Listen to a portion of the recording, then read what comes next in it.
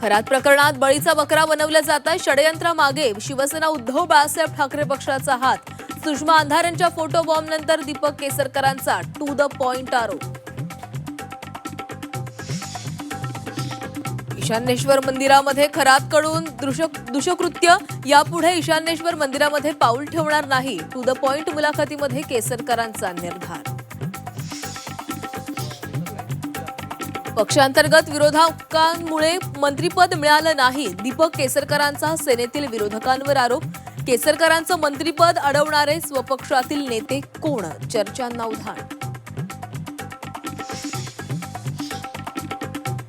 राज्यकर्ते खूप चालाक. अशोक खरात प्रकरणात अनेक आमदार अडकू शकतात. भास्कर जाधव यांचं सूचक विधान.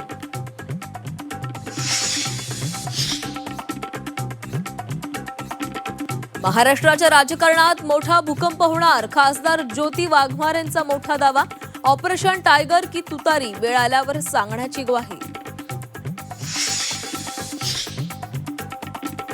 विकृत कॅप्टन खरात विरोधात गुन्ह्यांचं सत्र सुरूच. महिलांच्या लैंगिक शोषणासह फसवणूक प्रकरणी 10 गुन्हे दाखल. तर पोलीस कोठडी संपत असल्यानं खरातला आज नाशिक कोर्टात हजर करणार. अकोल्यात गॅस सिलेंडर तुटवड्याचा पहिला बळी. 6 तास रांगेत उभे राहिल्यानं भोवळ येऊन पडल्यानं मृत्यू. प्रकाश आंबेडकरांकडून संताप व्यक्त. ठोस पावलं उचलण्याची मागणी.